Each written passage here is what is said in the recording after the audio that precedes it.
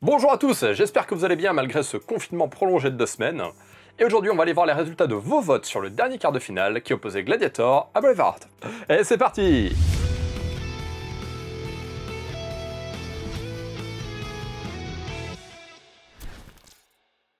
Et une nouvelle fois, vous êtes allé à l'encontre de mon vote. Car au final, vous avez été 17 à choisir Gladiator, et seulement 5 votes pour le pauvre Braveheart. Maximus, tu repars dans l'arène pour ta demi-finale, et aujourd'hui on va s'intéresser au perdant, Braveheart de Mel Gibson. Mais du coup, Braveheart, ça parle de quoi? Eh bien ça raconte l'histoire de William Wallace, interprété par le beau gosse Mel Gibson, qui est un fils de paysan écossais, qui va mener son peuple à la révolte contre le roi d'Angleterre, qui vient de s'accaparer le trône d'Écosse.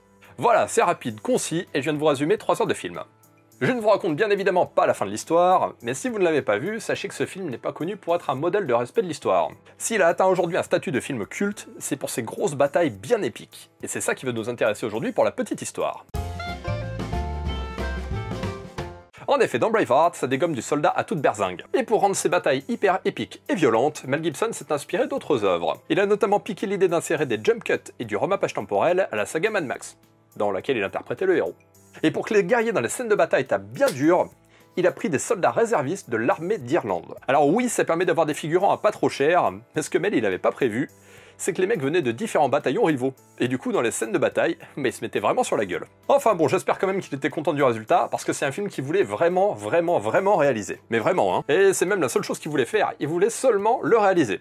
Mais les studios Paramount qui ont produit le film ont accepté de le financer uniquement si Gibson tenait le rôle titre. Du coup, le gars avait pas loin de 40 ans pendant le tournage, mais il a quand même accepté de jouer un petit genou de 20 ans. Et comme je vous l'ai dit tout à l'heure, c'est absolument pas le seul anachronisme. Alors nous n'avons plus qu'à voyager à nouveau dans le futur. En effet, les peintures de guerre qu'il porte, ça s'appelle un woad. Et ça, les Écossais ne l'utilisaient plus depuis près de 400 ans. Et c'est pas tout, parce que les mecs se battent en kilt. Le kilt, qui sera donc inventé environ 300 ans plus tard. Et les mecs sont vraiment allés jusqu'au bout de l'anachronisme, ils ont laissé une bagnole dans une des scènes de bataille. Bande de petits champions. Une rupture du continuum espace-temps a produit une nouvelle séquence chrono-événementielle. Voilà, j'espère que ces quelques anecdotes t'auront plu et te permettront de te la raconter un petit peu en cours d'histoire. Et si c'est le cas, bien évidemment, le petit pouce bleu et un abonnement à la chaîne. Et comme je vous l'ai dit en début de vidéo, sur ce duel-là, moi j'aurais voté Braveheart. Du coup, je vous le fais gagner aujourd'hui. Donc si vous voulez tenter de l'ajouter à votre collection, vous repartagez cet épisode sur Twitter et vous me mentionnez dedans. Voilà. Greg_sondage avec un S. Bonne chance à toutes et à tous, et c'est déjà l'heure d'envoyer la première demi-finale. Bien malin qui pourra dire qui va gagner ce duel, entre Le Seigneur des Anneaux, Le Retour du Roi de Peter Jackson, et Titanic de James Cameron. Ouais, les fans de Léo contre les fans de Gollum, à mon avis ça va s'écharper sec. Donc comme d'habitude, vous savez ce qu'il vous reste à faire, vous mettez votre vote dans les commentaires, et vous partagez cet épisode à un ami cinéphile pour qu'il vote également. Demain, je vais aller faire l'interview de William Wallace de Braveheart, vous allez voir que le mec est très droit et très loyal. Du coup, je lui ai proposé d'intégrer une petite équipe de super-héros. On se retrouve demain à 16h pour découvrir ça. En attendant, prenez soin de vous et de vos proches, et allez, ciao bisous!